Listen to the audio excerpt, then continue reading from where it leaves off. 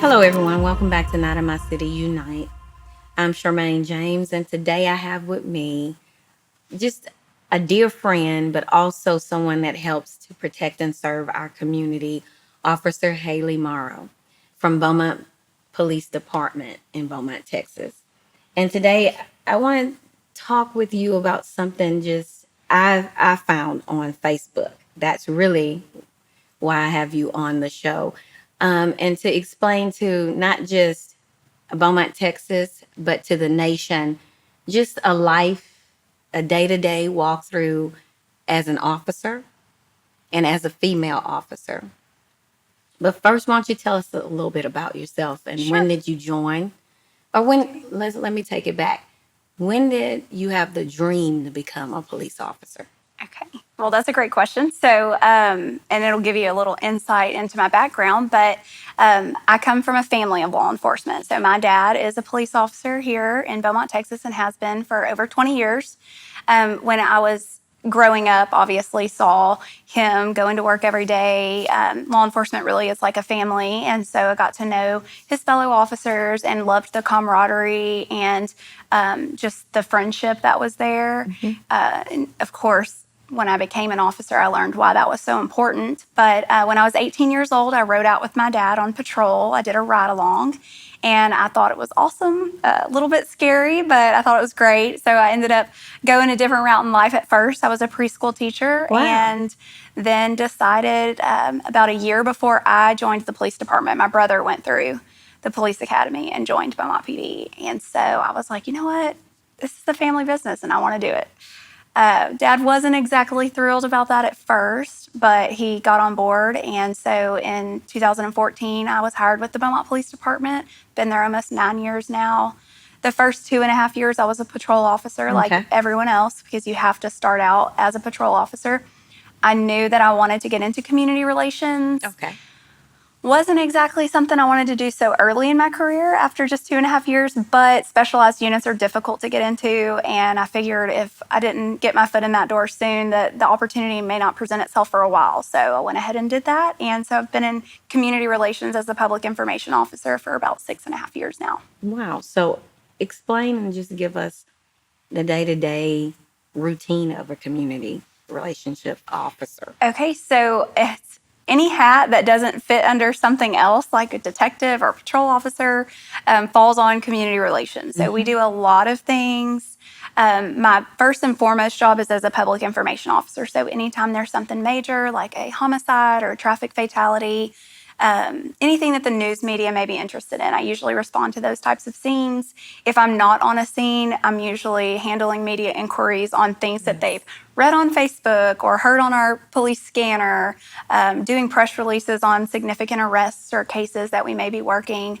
I am the neighborhood association liaison for the police department. So we have about 14 neighborhood associations that meet monthly, every other month. Some of them meet once a year. And we participate in those meetings. We have at least one person from the police department. So we pull crime stats and we give them information about the crime going on in their neighborhood and what they can do to prevent it. We have a huge Cops and Kids program, a lot of volunteer programs, community outreach. So there is not a day that we're not doing anything. We're doing a lot of things. Okay.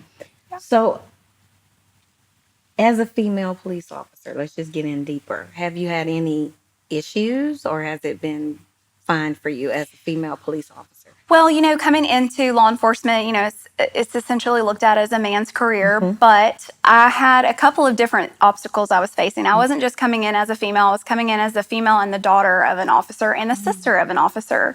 So for me, I'm not one of those people that just looks at life through the lens of a victim and thinks about how, I can be affected negatively or that somebody's out to get me. I know that male officers, any officer in general, they want a partner and someone who they can rely on, who's not afraid to get their hands dirty when that has to happen. And so for me, coming into the career, I definitely wanted to prove myself. I knew I needed to prove myself, and I wanted to make a name for myself, not as Bobby Rector's daughter or Tyler's sister. I'm married to an officer now, so I have a lot of different connections throughout the police department. But So my goal getting through training and then being cut loose once you're on your own is to just prove myself. And so not afraid to get out on people, and was constantly getting into foot chases and vehicle pursuits, and just made sure that the guys knew that I was there and I could do the same job that they can do. And there really is a lot to be said for female officers. Yes. I mean, a female brings a completely different dynamic to a call. A lot of times officers refer to me as mama because anytime there was a call that went out with a child, I was going, because that's something, a lot of guys, it's difficult for them to play that more maternal role. And, there are some calls that there are crying children and, child abuse and things like that. And so a female brings a different dynamic to the table, and it's very useful to have female officers. And we've come a long way in the career as far as female officers are concerned. And that leads to my next question. How have you seen law enforcement evolve with female officers and in relationship with working with males? Yeah, I think that any officer is going to agree that having a female officer sometimes is extremely helpful. They have that maternal instinct. They are typically de-escalators. But being a female officer too, you have to recognize that sometimes people are going to, like suspects, are going to possibly take advantage of that. And so you have to carry yourself with a certain level of command presence. Yes. And I can be super nice, but if things go bad, at the end of the day, I'm going to win. So that's the mentality that you have to have. And I really credit God a lot to this career, because I truly believe being a police officer is something you're called to do. It's not for everyone. And a lot of people get into the career and they realize that that's not really for them, and that's okay. And I've been in a lot of situations where, looking back now, 9 years later, I'm going, whoa, that could have went a lot worse than it did. And I, thank God that it didn't. But I really think that it's definitely something that I'm called to do. And so there have been moments where, oh gosh, the stories I could tell, but I just look back and the only excuse or answer that I have is that, it was God. And so that's why I credit him for being where I am today, and the fact that a lot of calls didn't go sideways. I like you said that your faith in God has helped you all the way through. So I'm going to skip a question. Okay. And just ask you about self-care with law enforcement officers. How do you all get self-care? How do you all therapy, days off, because of the trauma? So much trauma you all experience, accidents, death. How do you all take care of yourself? Yeah, well, that also plays into the evolving as well, because law enforcement in general has come a long way when it comes to mental health of police officers.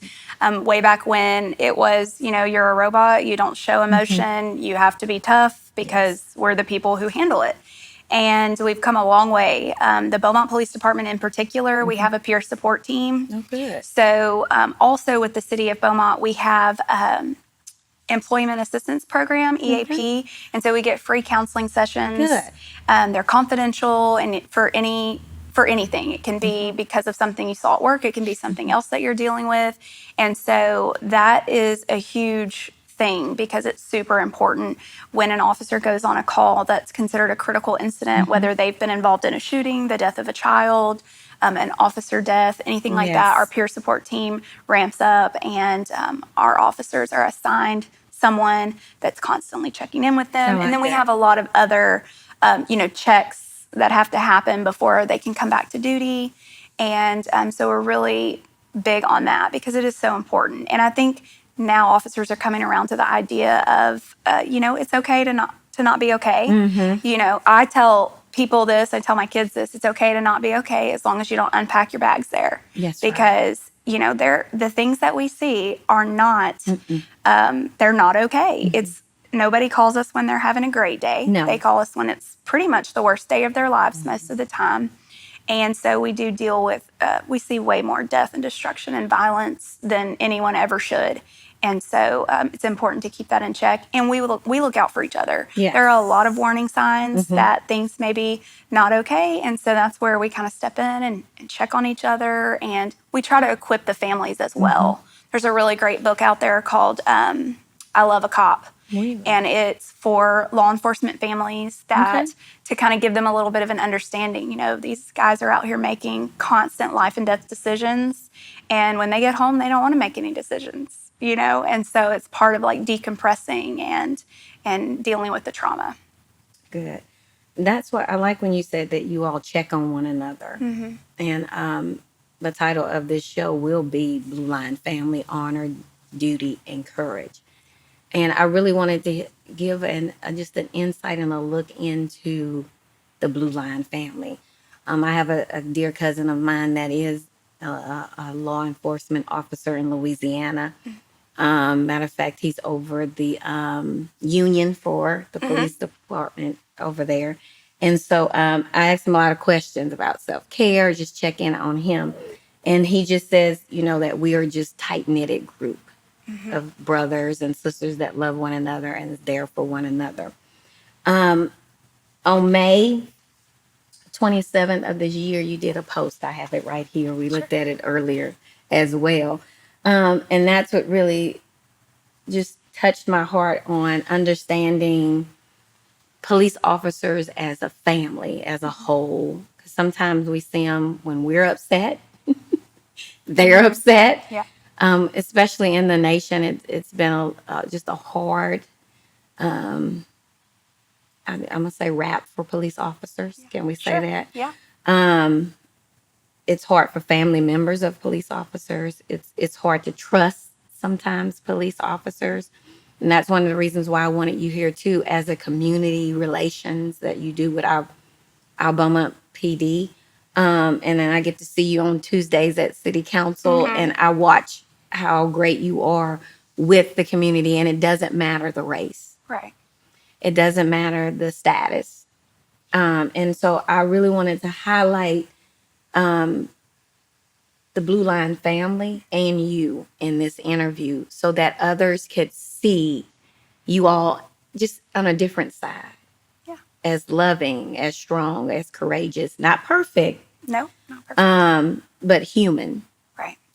And so when you did that post in May, I'm going to get you to share what you were feeling. I'm going to share just a sentence on it. It says, like most people across America, the last 48 hours have been filled with heart-aching reflection, trying to wrap our minds about the horrific tragedy in Uvalde. Yeah. And that has me as pause because it brings me back to the trauma of it. And the trauma of just watching it on the news and just seeing the families and, of course, the children and watching it that way. But then when I read your post, and I'm going to get you to share it, I start grieving and start from a different point of view for law enforcement. So let's talk about that the post and that night and the gathering you all had. Sure. So, of course, I mentioned earlier, my whole family's in law enforcement, and it's very rare these days now because my brother is actually working in Chambers County Sheriff Department. So, my sister is a 911 dispatcher, and she works nights. And then, of course, me, Dad, and my husband all work for Beaumont PD. And so we are a very close family. Of course, my dad thinks that he is Tom Selleck from Blue Bloods and thinks that that show is made for us. Yes. Yeah, it's a great show, and he thinks that it's based off of us. It's not, but it does fit. And so we are really close, and we get together as often as we can. That was an evening that we happened to be celebrating my mom's birthday, and so we were all there, and that was the topic of conversation around the dinner table because it is just one of those things that sends shockwaves through the nation when there is an active shooter, not just an active shooter, but we're talking about innocent children. And so that is so devastating, of course, for the families, but for everyone in the country, because it's just hard to wrap your mind around how someone can do that. And then we all kind of take it personal on, okay, what if it was our kids' school, or what if we were the police officers that were responding to that? Yes. And so your mind can just go down that rabbit hole of what ifs, and it is such a sometimes dark place to go down, but it's the reality that we face. And, since then, we have had a call here in Beaumont at a school. This was a few months ago, and it was the closest thing to the real scenario of an active shooter that I have ever experienced responding to. We've had a few calls, but this was very specific. It ended up being a prank, which is a whole nother, aspect of almost torture, for us. But this was a very specific call at a school. They had details about how many students were shot and the suspect information. And I mean, and everyone was going. And I happened to be right around the corner when the call dropped. And even though I'm a public information officer and I'm usually out shaking hands and kissing babies, if a call drops and I'm close by, I'm going, especially on something like that. And I want to say by the end of it, we had over 150 law enforcement at that school, and it was just chaos. But, writing that post prior to experiencing that and then now experiencing, luckily, again, it was a prank call, and so it wasn't the real deal, but we know that it could be any moment and any day that could happen. But, earlier we had talked about the mental health and how close police officers are, and I happen to be lucky because my whole family's in law enforcement, where most officers, they're the only one in their family for the most part. And they do a lot of protecting their own family from what they see every day. So they don't necessarily get to go home and unload all that baggage like I do. Yes. My husband's been in law enforcement for 30 years. And so it's very easy for me to unload that on him because he's seen it and he knows how to help me kind of cope with it and deal with it. Whereas a lot of officers don't get that because they're trying to protect their families. Yes. And that's why law enforcement as a community is so close, because we're the only ones who know what we see and experience every day. And, a lot of times now in community relations, when I talk to officers, because I look at things differently now because of my position and wanting to make sure that the community understands. But a lot of times we have to turn that switch and desensitize from some of the things that we see, because if you really took it all to heart, it would destroy you. Yes, it would. So there are a lot of times that you may see officers not looking like somber and like they're taking to heart the fact that they're on a deceased call or on a fatality traffic crash, even though it's some families' worst day of their life. Yeah. For us, we can't do that every single day or we would have nothing left.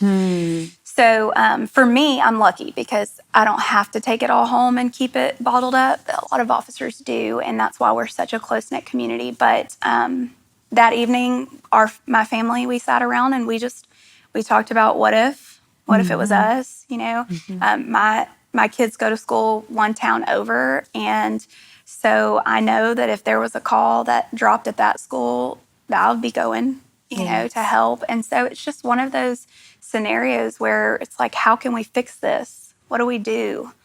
And I liked how you said you all had cop talk. Yeah, we talk shop a lot.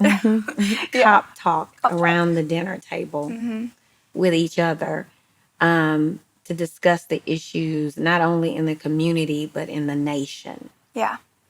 And I like what you said that America, let's start having conversation around the table and get back to the basics. Yeah. Hashtag back to the basics, hashtag make time for the table. And you even put hashtag God, family, country, hashtag blue line family. Let's talk about that.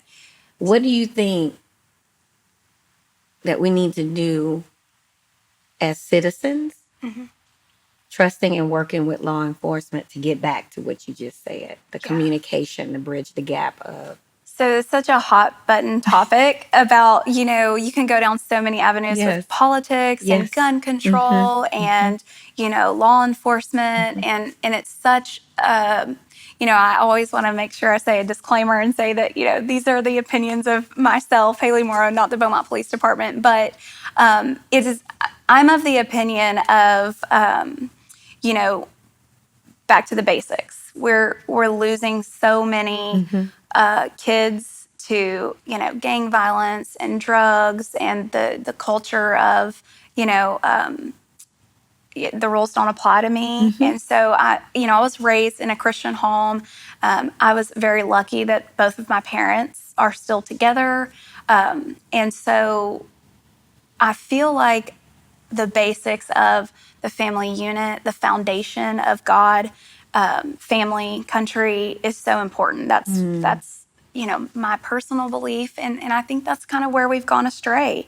And I think that we're in a position now where people are like, well, how do we fix this? How do we fix this? And it is such a deeper root, multifaceted issue that law enforcement can't fix overnight. The church can't fix overnight. That's right. The schools can't fix overnight. That's right. And everybody wants to play the blame game on who's at fault. And it really just has to get back to, actions have consequences and making sure we teach that to our kids. That's right. And there's just parenting has just gone so far differently than what it was, when I was growing up. And I mean, gone are the days where, if an adult came to my dad and said that I did something, I was getting tore up for it. I mean, there was no, well, wait, hold on, what did she do? And well, what did the other kid do to make her do that? There was none of that. It was an adult said that you were disrespectful or that you did this, and I got in trouble for it. You was held accountable. Yeah, and that's in my opinion, that is the root cause of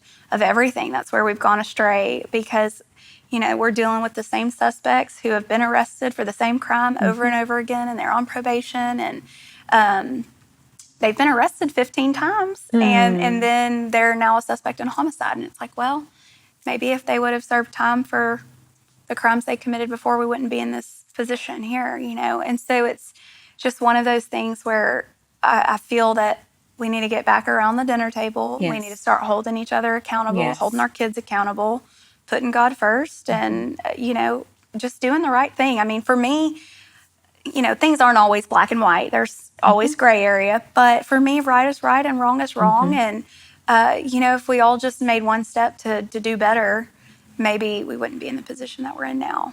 I like what your sister Jenna said, and you quoted her. We've saved each other's lives more by sitting at this table than on the street and behind the headset. Let's just elaborate on that. I don't want to cry.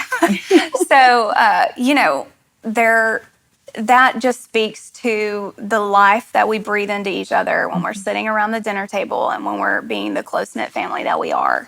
And, Jenna does sit behind the desk and she has that dispatcher headset on, but she is just as much important and life-saving as those officers are that are out on the streets. And so she is talking about how us as a family, how we have saved each other more by being close and relying on each other. And I think by having the values that we have of God, family, and country.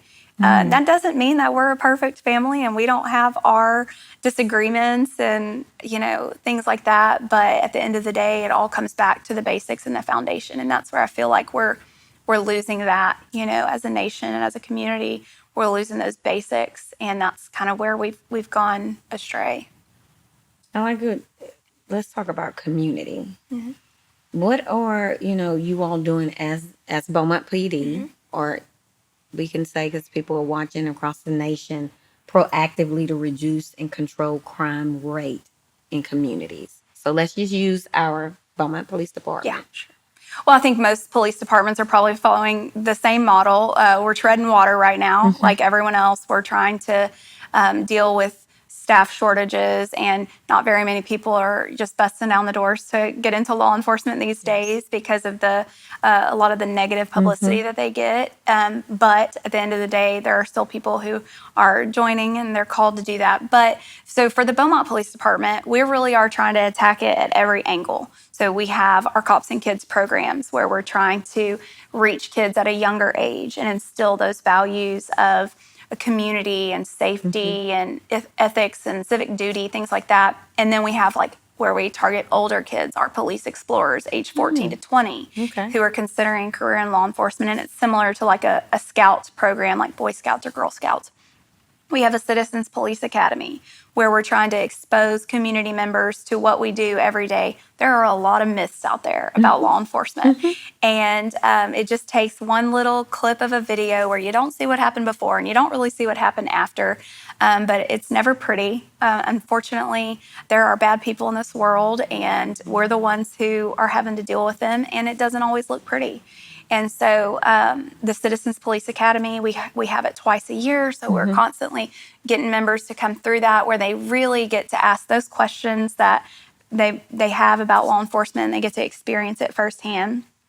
And then, of course, we have the different units where we're trying to, like our narcotics unit, obviously, their goal is to get narcotics off of the street and handling community complaints regarding prostitution, vice activities. And then we have a street crimes unit that kind of handles any kind of major complaints, which could be anything from a problem area or whatever the case may be. And then, of course, we've got our detectives who are investigating those crimes. And we're constantly trying to educate the community about how to not be a victim of crime. Yes. And, I always get frustrated when I see those little articles that come out that say, Beaumont's #1 crime rate, or they're number 3 in the country. And I truly believe that you can take any statistics and make them fit whatever narrative you're trying to, or agenda you're trying to push. Does Beaumont have a crime problem? Sure. Just like most communities, across the nation right now. But the truth is that, for the most part, the crime is people who are getting into that position because of the lifestyle that they are living. Family violence is an issue as well, but we're really trying to push education and, connecting with resources to get people out of those types of situations. And so we're just doing everything from all angles that we possibly can to try to bridge the gap, have better communication, education, and of course, targeting criminals. We do that as well. We want to make sure that we're arresting bad guys and keeping people safe. And any resources that resources. you have for the community, is the better question is the community responding to the resources that you all have? Yeah, we try really hard because we do have so many things going on. We really try to connect resources. So there are so many churches and organizations that have specific types of resources. So we're really trying to be almost like the hub of information where, we can't do it all. And so we're making sure that we can connect with the resource, whatever the organization is. And we do have, like we have our Blue Santa program and things like that. But we do connect a lot with other organizations because at the end of the day, law enforcement started as a very basic function of just, protecting people from the criminals. And now it has branched out into so much more. We're dealing with a lot of mental health, people with mental health issues. We have a mental health officer. Oh, good. And a lot of our just patrol officers have gone through the mental health peace officer course. There's just so much. I mean, we could talk for hours, but there is a lot. We have been, doing continuing education. That's part of having the license of a peace officer. And so Beaumont Police Department is very progressive when it comes to constantly training their officers in whatever the hot button topic may be, whether it's mental health or de-escalation or things like that. How would you rate the Beaumont Police Department? How well, from you starting to now, would you rate the performance of the police department? And I know it's you work there, right? But still, I want to hear from your point of view, from a citizen. So that's a tough question because I'm pretty biased, and I feel like we're the best department in the area, which we really are. One of the most well-trained and best departments in the area, but we've come a long way, but we have a long way to go. We are needing people. That's probably one of the most difficult things right now is just the retention and the new hires. We are always having an opening. It's a long process to become an officer. And then, but we did just sign a new contract with the city, which is great. And it's going to help hopefully with that retention. Yes. We kind of compressed down. Prior to this contract, it took 20 years for you to max out in pay. And now it's 10 years. Wow. So we were losing a lot of tenure guys to other agencies, smaller agencies, more pay, less cost for service. Yes. That's very appealing. Yes. And so we lost a lot of people to that. And we're trying to to get back on track. And now we're prior to this contract, if you were an officer at another agency and you wanted to come work for Beaumont PD, you started at a 1 year pay. And well, now we're doing lateral transfer. So if you have 5 years, then you can come in as a 5-year officer. So hopefully that's enticing some officers. But yeah, I mean, we're like any other department or organization where we have our few little issues, but we're doing the best that we can, and we're continuing to really try to bridge the gap. I mean, that's one of the things that Chief Singletary is very big about is community policing. Okay. And so we're doing all kinds of programs. One of my favorites during the summer is our play days in the park, and where we just offer free snow cones, and we bring games, and we do it at various parks throughout the city. Yes. Okay. And we try to make that, we don't announce it because our Cops and Kids program, like our Trunk or Treat, is a huge event, and it draws like 3,000 people. Yes, the whole region. It's really hard to interact with 3,000 people in 3 hours. So we have these smaller park play dates where we do like pop-ups at the park. So we put signs at the park that we're going to be at on Sunday. We put them out on Friday.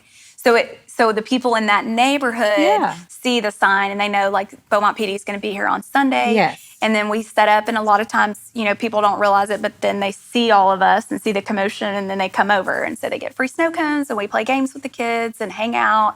And so that's a really great way for us to have like the more intimate one-on-one connections, and it's smaller just for that community at that park. So we do those. And I like that you're doing a pop-up so that not only the community gets to know the officers also get to begin a relationship with that community, that area, those people. So if an emergency call or anything happens, they're familiar with that. Citizen in that those area. Officers who are on patrol that day come too, and so it's a great way to try to create those relationships, because at the end of the day, that makes it so much easier for them to trust, and that's what we want. It is a trusting relationship where people know that we're here to help keep them safe. And at the end of the day, it's not an easy job, and sometimes it's really not pretty. But somebody's got to do it. Somebody has to do it, and I like the way you said at the beginning, you have to be called to do it. You don't even know I'm bringing this up. Okay. But I found this on Facebook as well. You were given an amazing award for this year, the Best of the Best award. And you were one of the top 4 best police officers for our city. And that's big. It really is. Thank you. Especially not just because it's our area, and I will say it again. I mean, not just trying to be female, go girl, but yes, for a female officer, that's amazing. And so, what did that mean to you to receive that honor? Well, I was honored. In fact, whenever we found out that I was nominated, I thought it was a scam. One of my coworkers called and said, "Hey, so-and-so from the Enterprise called, and you were nominated for like best officer in Beaumont or Jefferson County." And I was like, "Oh, Todd, that's a scam. Like, don't."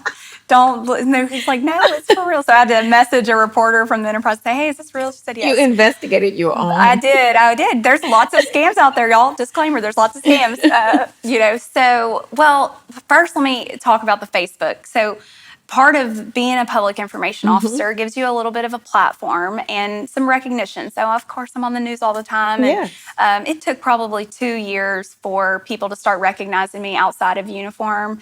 Now, when I'm at the grocery store, like I have to nudge my children, like, hey, people might recognize me, so you better act right. But it took about 2 years for people to recognize me. And, because I am so passionate about law enforcement and my family background, and then to see the negativity out there, I thought, and after Harvey, I was on some national, news channels from coverage on that and doing interviews. And I was shocked at how many people decided to look me up on Facebook and friend request me. And I'm like, okay, well, I also have safety in mind because I want to protect my family as well. So I had to create a separate page that was more public. And most people have really great intentions, and they just feel like they know me because they see me on TV all the time. And that's great. So I created a public Facebook profile, Then it got more than 5,000 is the Yes. max you can have. And so I thought, well, I guess I'll create a page. Of course, I get a hard time, from some of the guys out there because, Celebrity. it's like, oh, you're so, lights, hair and makeup in 5. And so, but my position has given me this platform. And Yes. those posts, like the Uvalde post, and I've Yes. done several where actually my first blood niece was born April the 15th of 2020. And that same day, I had to cover the drowning of a child at the event center. And it just put such a message on my heart to share with people because my goal is to just give people a view of what life is like behind the badge and to let them know that we're people too, we're humans too. So we make mistakes and we're not perfect, but 99.9% of the officers are out here trying to make a difference and to do the right thing. And so I thought, well, I can start sharing these, you know, insights into what it's like to be a police officer because the guys that I work with, they're not going to do that, and if it just helps people understand a little bit more, then maybe we can get a little bit more trust built, So that's kind of why I created the Facebook page. As far as the best of the best thing, I mean, I'm honored. I really am. I'm very grateful to everyone who voted, but the reason I get that is because I'm out in the public a lot. People recognize my name and they see me on Facebook all the time because I'm constantly posting stuff. And I worked 100 hours of overtime in October because I drive the pink car for the Gift of Life. Car. So very busy. We love the pink SUV. Yeah, and so I'm out there a lot. So I really am grateful, but I'm not the best officer in Jefferson County. There are so many wonderful police officers in the patrol. I believe that patrol officers are the backbone of any agency. I mean, they're the ones who are out there answering the calls for service and putting their lives on the line every day. And while I could have to jump into action at any given moment, that, for the most part, my job is to be the face of the department, be the voice for those officers. It's why today I'm not in uniform, but most of the time, if you see me, on TV or doing an interview or doing a press conference, I'm in uniform because it's who I represent. And those are the real heroes. I'm grateful to work with all of them and grateful for all the votes and all that. But I'm just the face and the person who's out there. And they're the real heroes and the best officers. So I thank you for being out there and being so positive out there and friendly and opening and welcoming to everyone. And I've seen not just posts, but I've watched you in the community. I've watched you with kids. Those are my favorites. Yeah, I've watched you play games. I've watched you touch their lives, love on them, hug on them. I want to bring up one surprise little question that I did the same question with Deputy Chief Miller from our sheriff department. Defund. What are your thoughts on defunding? So, I try not to get too political, but, I think that that's just such an ill-advised idea. It really is. At the end of the day, don't you want the most well-funded, highly trained police department that you could possibly have? I think that there are probably some cities who tried that and didn't really work out for them. And so I don't think that that's a problem that we're going to have here. But my goal would be to just educate people more on what police do and why they do it, and help people to see that not everything that you see in the news or on YouTube or Facebook is the truth. And you have to take it with a grain of salt. And, we should absolutely be held to a higher standard because we're in a position of authority. But also it would be super helpful for people to start respecting authority the way that they used to.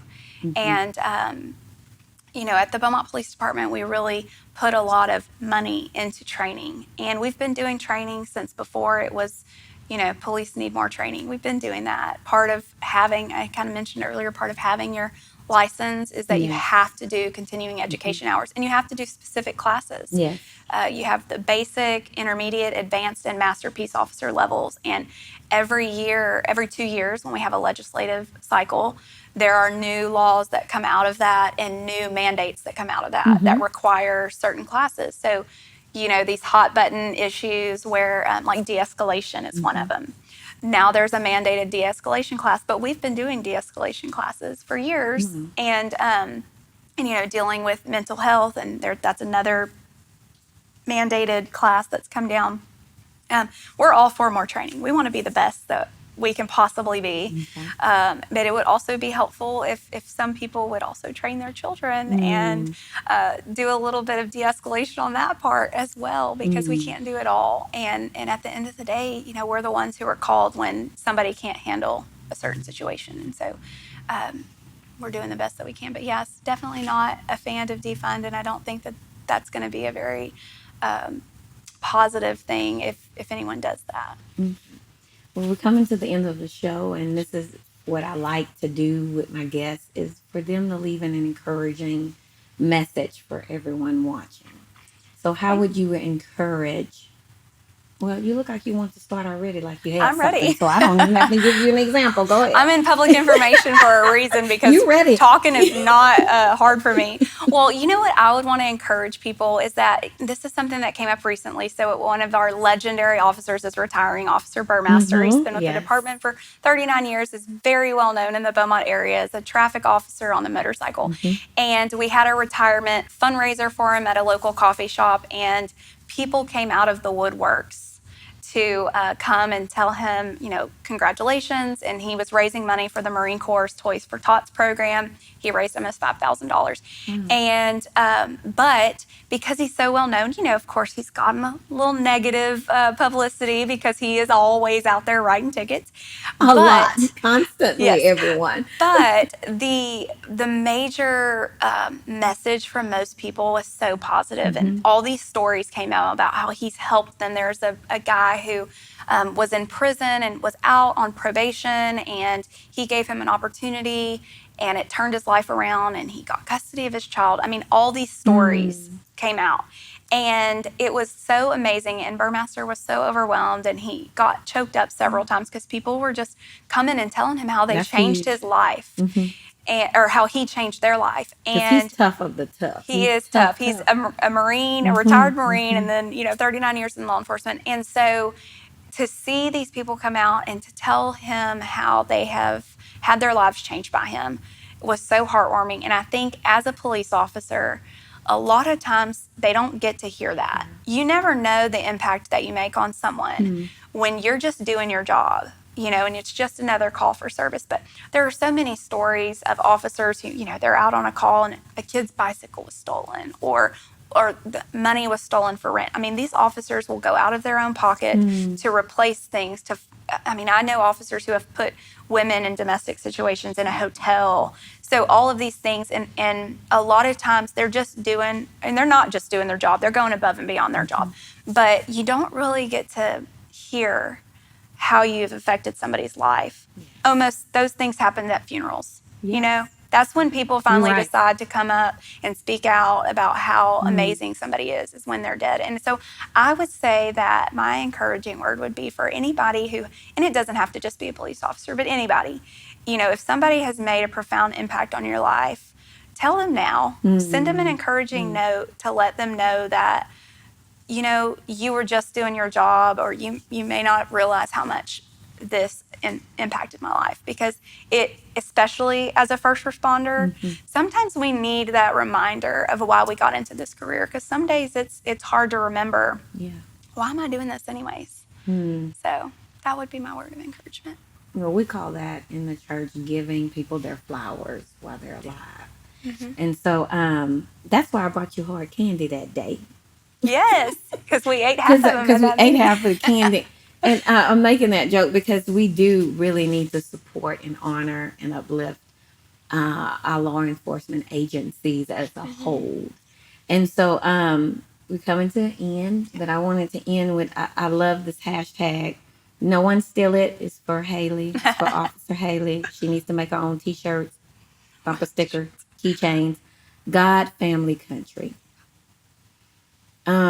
What I've learned from this episode is just a deeper understanding of how much officers truly do love each other as family, love their communities, the country, as a whole. And not everyone chooses to love God, choose to be a Christian, but that is some of them sitting around the table praying for our nation, to keep our nation safe, not only protecting and serving with your gun, your badge, your handcuffs, but protecting our nation in prayer. Yeah. Is what I've learned from your family while sitting around that table. So thank you for being on Not in My City Unite. You know I love you. We served together on a board that fight against sex trafficking. So I do get to see Officer Haley weekly Yep. at city council meetings as well. And so I just want to thank you for all you do, not just for our community, but especially what you do for us individually as a whole. And I'm just gonna, I don't want, we're not gonna cry. I'm not gonna cry. I want you to tell your family from us, thank you too. Thank you. Thank you for sitting around that table, praying, getting upset, fighting for us. Not just, like I said, with the badge, but with your prayers. Thank you. And you know I love you. I love you too. Thank you Thank for you all having for me. joining us on Not in My City Unite. We'll see you again next time.